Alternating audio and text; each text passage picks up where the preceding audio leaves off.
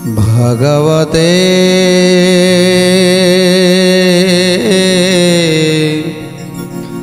वासुदेवाय।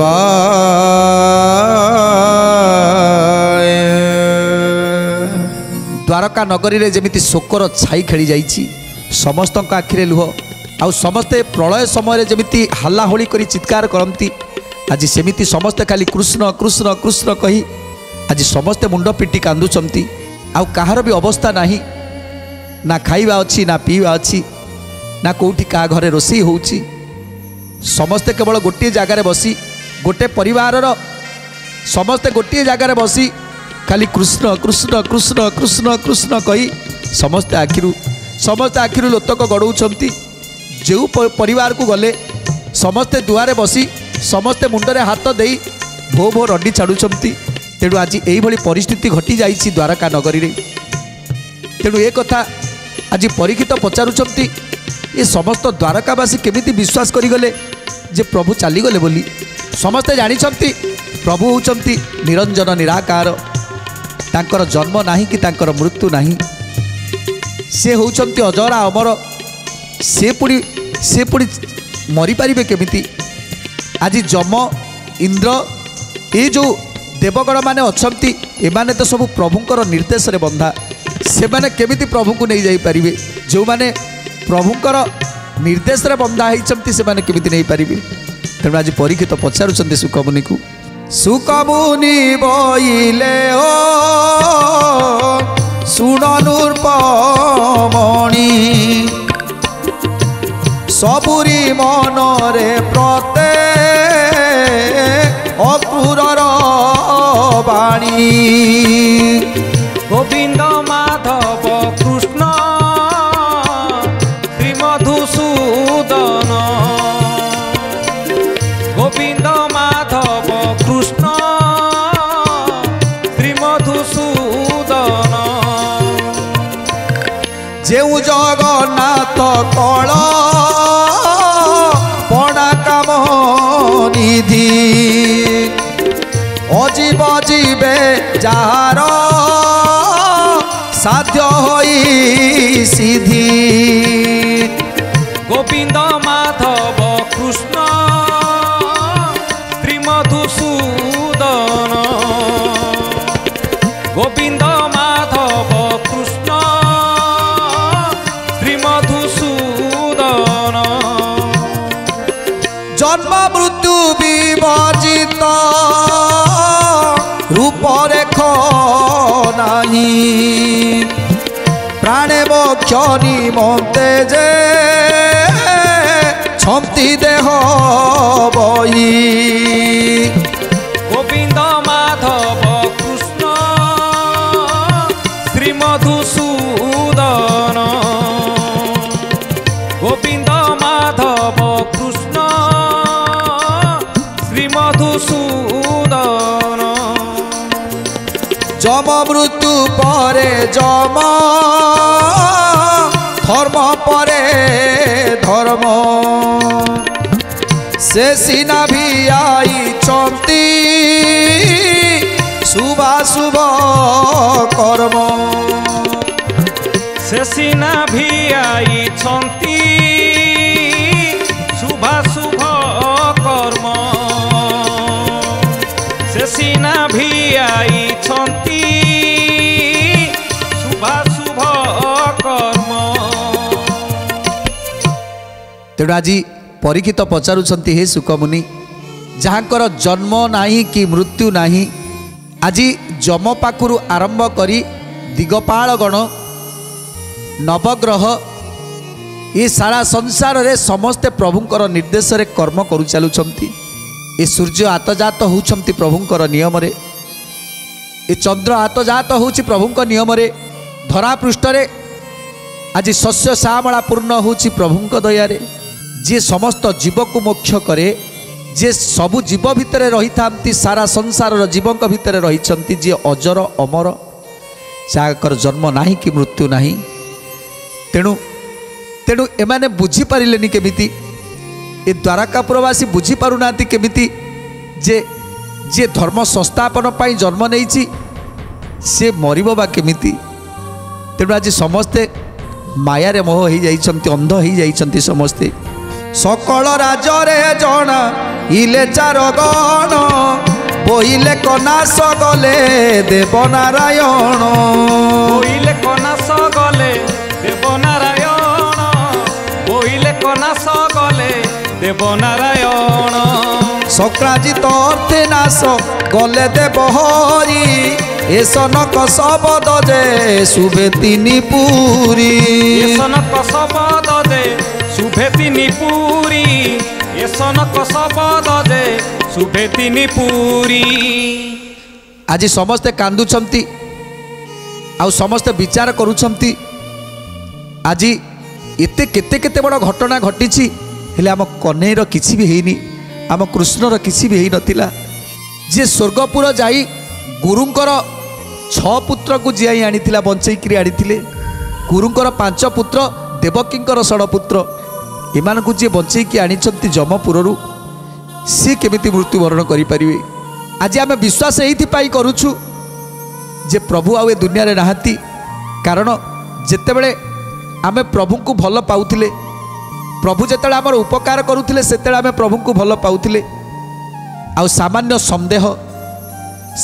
संदेह मनीष को तली तलांत कर दिए तेणु आज से संदेह टिकक आज आम कृष्ण पाई काल हो गला आम मानक पाई काल हो गला ए सक्राजित सिना ए श्यमंतक मणि पाइले आउ से मणि को देखा पाई प्रभु चाहिए हेले से मणिर लोभ से प्रसन्नाजित को लगिगला आउ से मणि पाई तार जीवन चलीगला से मणि तो कुआड़े गला हेले जे निर्दोष ताकू आम दोष देदेला से सक्राजित पाई सक्राजित जहाँ कहला जे प्रभु सबू जानी ये कौटी मणि अच्छी श्यमंतक मणि किए चोरी करिछि कौन करिछि प्रभु सबू जानी ए कथा को सम्मति आज समस्त द्वारकापुरवासी समस्ते सम्मति कल ए दुखटा को प्रभु सही पारिलेनी जे जहाँ पाई सबु किछि त्याग करिछि जदि से लोकटा दुख दिए से लोक जदि मते अविश्वास करे से लोक जदि मते संदेह करे ताहले मु केमिति बंचिबी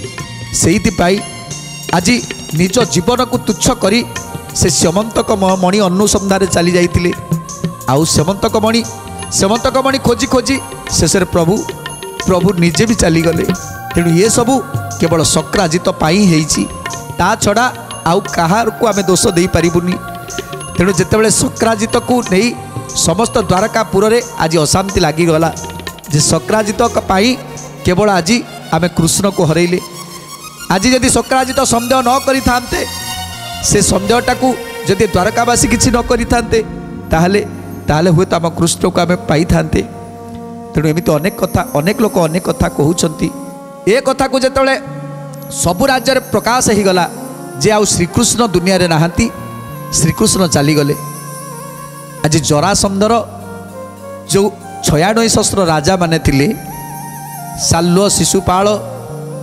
दंतवक्र आदि जेते राजा माने थिले जेतेबेले शुणीदेले जे कृष्ण आउ नाहांती कृष्ण चलीगले आनंद रे गदगद हो जाउछंती समस्ते जहाँ को मारिबा पाई केते कष्ट करिछु हाथ रे धरा दे पुणी खसी जाउथला ताको आमे मारी पारिलुनी हेले आज आम कान शुणुची जे से कृष्ण मरीची आउ पुणी जादव माने ही कहउछंती कृष्ण मरीची तेणु एक कथा तो निश्चित विश्वास करिबा कथा तेणु आज समस्ते उत्सव मनाउछंती समस्त राजा माने उत्सव मनाउछंती जे से कृष्ण मरीची आज महा उत्सव करिबा तेणु समस्त राजा माने आज मिसी दुष्ट राजा माने आज महा उत्सव करुछंती दुष्ट राजा माने शुणी होइले हरस नाश गला कृष्ण आंभ बढ़िला आयुष नाश गला कृष्ण आंभ बढ़िला आयुष नाश गला कृष्ण आंभ बढ़िला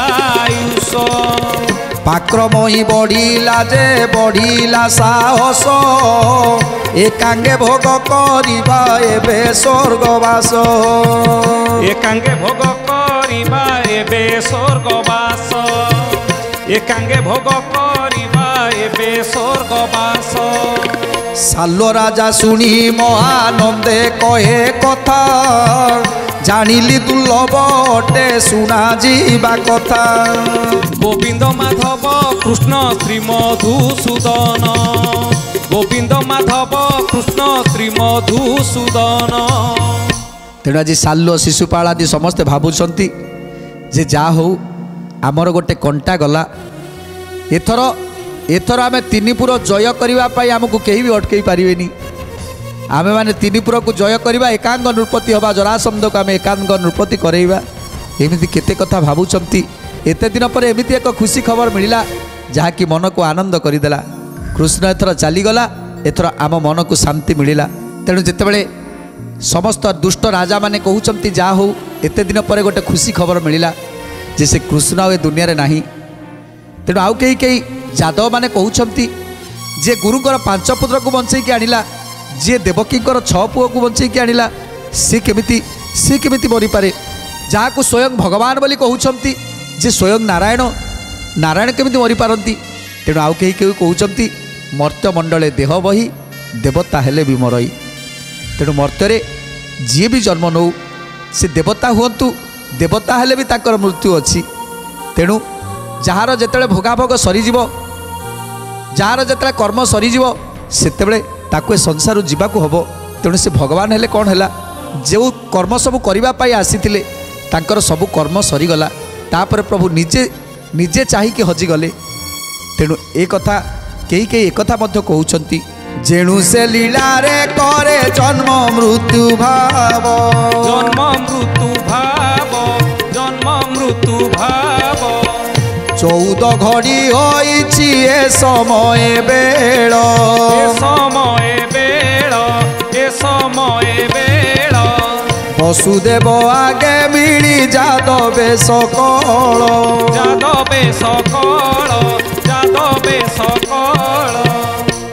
ତେଣୁ ଆଜି ଯାଦବ ମାନେ ସମସ୍ତେ ଏକଜୁଟ ହେଇଛନ୍ତି। ନା ଖାଇବା ଅଛି, ନା ପିଇବା ଅଛି, ନା ଶୋଇବା ଅଛି। ତେଣୁ ଆଜି ସମସ୍ତେ କ'ଣ ବିଚାର କରୁଛନ୍ତି ଯେ ଯଦି ଆମେ ଏମିତି କାନ୍ଦିବା, ଆମେ ଯଦି ଏମିତି ଲୁହ ଝରେଇବା, ତାହେଲେ ଯଦି ପ୍ରଭୁଙ୍କର ଆତ୍ମାକୁ କେବେ ଶାନ୍ତି ମିଳିବନି, କୃଷ୍ଣଙ୍କର ଆତ୍ମାକୁ ଶାନ୍ତି ମିଳିବନି। ତେଣୁ ତାଙ୍କର କ୍ରିୟାକର୍ମ କରିବା ପାଇଁ ପଡ଼ିବ। ତେଣୁ ପଣ୍ଡିତ ଆଚାର୍ଯ୍ୟମାନଙ୍କୁ ଡାକୁଛନ୍ତି, ବ୍ରାହ୍ମଣ ଦେବତାମାନଙ୍କୁ ଡାକୁଛନ୍ତି। ତେଣୁ ଆଜି ପଣ୍ଡିତ ବ୍ରାହ୍ମଣ ଆଚାର୍ଯ୍ୟ ସମସ୍ତେ ଆସି ପହଞ୍ଚି ଯାଉଛନ୍ତି। ଯେତେବେଳେ ସମସ୍ତେ ପହଞ୍ଚିଛନ୍ତି, ସମସ୍ତଙ୍କୁ ଆଜି ଉଗ୍ରସେନ କହୁଛନ୍ତି, ହେ ପଣ୍ଡିତ ମାନେ ଏବେ କୁହ, ଯେତେବେଳେ ଆମେ ସମସ୍ତେ ଜାଣିଲେଣି ଯେ କୃଷ୍ଣ ଆଉ ନାହାନ୍ତି, ତାଙ୍କର ମୃତ୍ୟୁ ହୋଇସାରିଛି, ସେ ଯେଉଁ ଗର୍ତ୍ତ ଭିତରେ ପଶି ତାଙ୍କର ମୃତ୍ୟୁ ହେଇଛି, ତେଣୁ ସେ ଗର୍ତ୍ତ ଭିତରୁ, ସେ ପାତାଳ ଭିତରୁ ତାଙ୍କ ଶରୀରକୁ ମଧ୍ୟ ଆଣି ହେବନି। ତେଣୁ ଏବେ କ'ଣ କରାଯିବ? ଏବେ ତାଙ୍କ ଆତ୍ମାକୁ ଶାନ୍ତି କେମିତି ପ୍ରଦାନ କରାଯିବ? ଆମେ ଯଦି କୌଣସି କର୍ମ ନ କରିବା, ତାଙ୍କର ଶୁଦ୍ଧିକ୍ରିୟା ନ କରିବା, ତାହେଲେ ତାଙ୍କ ଆତ୍ମାକୁ ଶାନ୍ତି କେମିତି ମିଳିବ? ତେଣୁ ତାଙ୍କର ଆତ୍ମାକୁ ଶାନ୍ତି କରିବାକୁ ହେଲେ ଶୁଦ୍ଧିକ୍ରିୟା ହେବା। ତେଣୁ ଏସବୁ କ'ଣ କେମିତି କ'ଣ କର୍ମ ହେବ ଆପଣମାନେ ଆମକୁ ବୁଝେଇ ଦିଅନ୍ତୁ। ତେଣୁ ଆଜି ଆଚାର୍ଯ୍ୟ ପଣ୍ଡିତ ମାନେ ବେଦକୁ ପଢ଼ି ସାରିବା ପରେ ସମସ୍ତଙ୍କୁ ବୁଝାଉଛନ୍ତି, ନିଶ୍ଚିତ ଭାବରେ ଯଦି କେହି ମରିଯାଏ, ତାର ଶବକୁ ଆମେ ସଂଗ୍ରହ କରି ନ ପାରନ୍ତି, ଯଦି ସମସ୍ତଙ୍କର ହୃଦୟଙ୍ଗମ ହୁଏ ଯେ ସେ ମରିଯାଇଛି, ତାର ଶବଟାକୁ ଆମେ ପାଇଲେନି, ତେଣୁ ସେତେବେଳେ କ'ଣ କରିବା ଦରକାର? ଆଜି ପଣ୍ଡିତ ଆଚାର୍ଯ୍ୟମାନେ କହୁଛନ୍ତି ଯେ ସେତେବେଳେ ତାଙ୍କରି କୁଶରେ ତାଙ୍କରି ଗୋଟେ ପୁତଳିକା ତିଆରି କରିବାକୁ ପଡ଼ିବ। କୃଷ୍ଣ ଯେମିତି ସେମିତି ଗୋଟେ କୁଶ ପୁତଳିକା କରି ତାକୁ ଜୀବନ୍ୟାସ ଦେଇ ଆଉ ତାକୁ ତାର ସେଇ କୁଶ ପୁତଳିଟାକୁ ଦହନ କରିବାକୁ ପଡ଼ିବ, ସଂସ୍କାର କରିବାକୁ ପଡ଼ିବ। ତେଣୁ ଯେତେବେଳେ ଆଚାର୍ଯ୍ୟ ପଣ୍ଡିତ ମାନେ ଏ କଥା ସବୁ କହୁଛନ୍ତି ଯାଦବମାନଙ୍କୁ, ସେତେବେଳେ ଯାଦବମାନେ କହୁଛନ୍ତି, ହେ ଆଚାର୍ଯ୍ୟ ପଣ୍ଡିତ ମାନେ, ଆପଣମାନଙ୍କର ଯାହା ଇଚ୍ଛା, ଯାହା ପ୍ରକୃତରେ ନିୟମ ତାହା ହିଁ କରନ୍ତୁ। ସ୍ୱକୁଳର ପୁରୋହିତ ବର୍ଗତ ପଚାରି କୁଶ ପିତୁଳାର ଚିଲେ ସଂକ୍ଷେପନ କରି, କୁଶ ପିତୁଳାର ଚିଲେ ସଂକ୍ଷେପନ କରି, କୁଶ ପିତୁଳାର ଚିଲେ ସଂକ୍ଷେପନ କରି।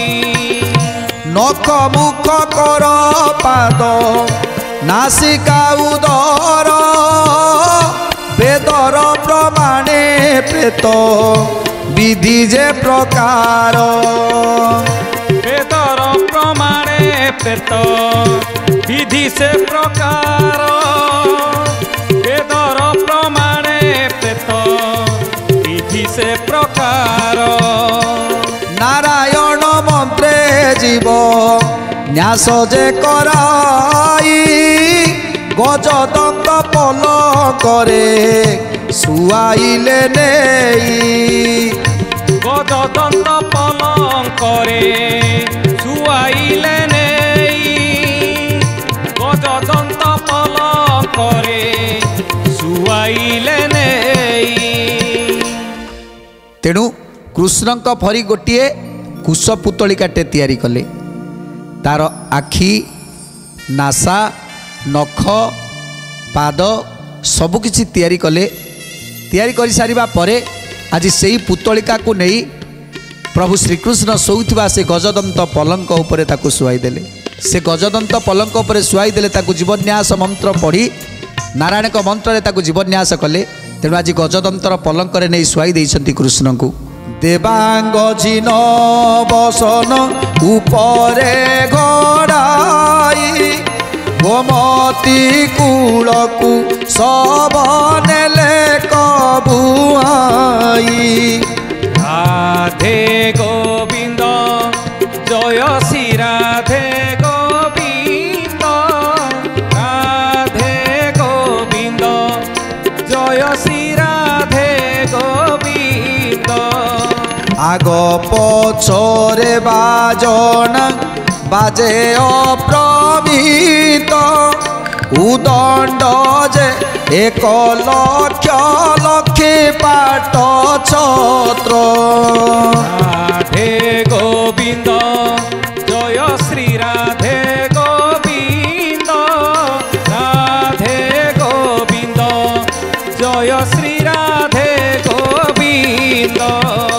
आज से गजदंत पलंक रे प्रभु को शुआई समस्त जादव माने से गजदंत पलक को मुंडेई आज जाउछंती गोमती नदी तीर को समस्ते कांदी कांदी जादव माने समस्ते कांदी कांदी से श्मशान अभिमुखे जाउछंती आउ समस्ते समस्ते राम नाम हरि नाम उच्चारण करी आग को बढ़ुचंती समस्त आखिरे लुह जल प्रपात निमते देई अन्न जल देवदारु चंदन जे अगुरु गुगुल गोविंद माधव कृष्ण श्री मधुसूदन गोविंद माधव कृष्ण श्री मधुसूदन पवित्र गुआ घृतरे जालिले अनल लागिला अनल हेला तेज महाबल